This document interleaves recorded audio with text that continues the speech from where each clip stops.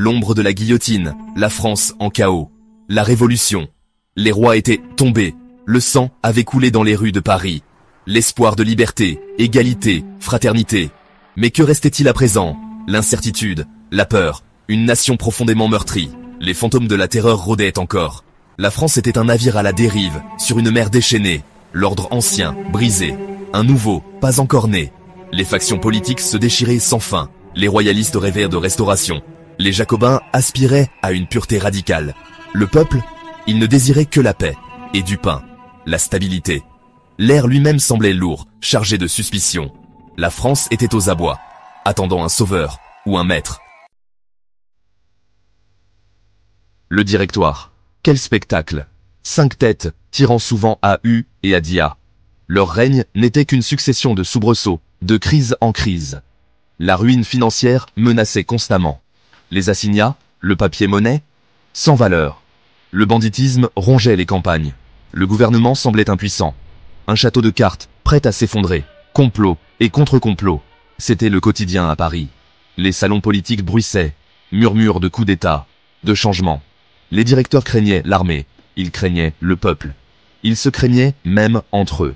Leur autorité n'était qu'un mirage, soutenu par de fragiles alliances.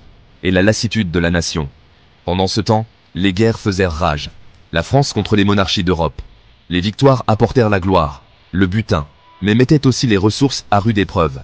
L'armée devint une puissance, une force en soi. Soudain, une nouvelle électrise la France. Bonaparte est de retour. Il a débarqué à Fréjus, octobre 1799, laissant son armée en Égypte. Un coup risqué, audacieux. Certains y virent une désertion, d'autres un coup de génie. Il avait senti le moment.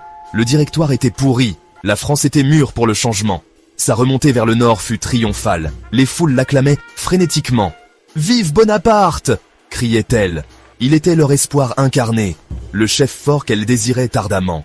Il agissait avec rapidité, détermination. Arrivé à Paris, il évalua la situation.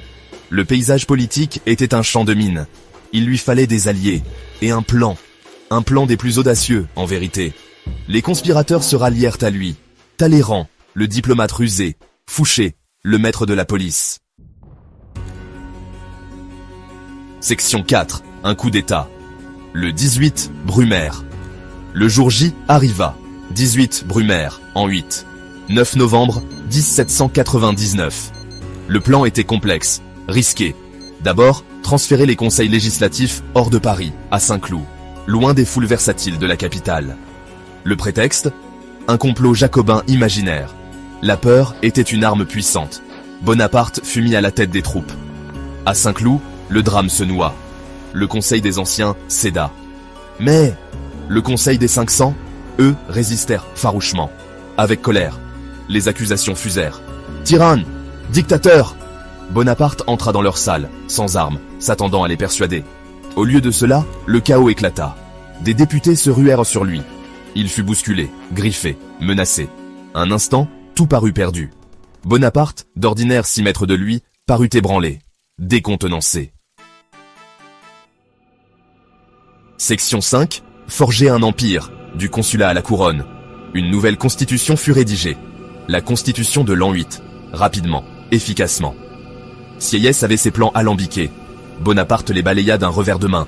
Il voulait le pouvoir concentré entre ses mains en tant que premier consul. Les 2 autres consuls, de simples conseillers. Un plébiscite confirma la nouvelle réalité, à une écrasante majorité. Du moins, c'est ce qu'on disait. En tant que premier consul, Napoléon œuvra sans relâche, réorganisant la France de fond en comble. La Banque de France fut créée, le système juridique codifié, le Code Napoléon. Les préfets imposèrent l'autorité centrale. Il apporta l'ordre, la stabilité, l'efficacité. Beaucoup lui en furent reconnaissants. Après des années de chaos, il fit la paix avec l'Église, le concordat. Il offrit l'amnistie aux émigrés, la réconciliation, mais à ses conditions.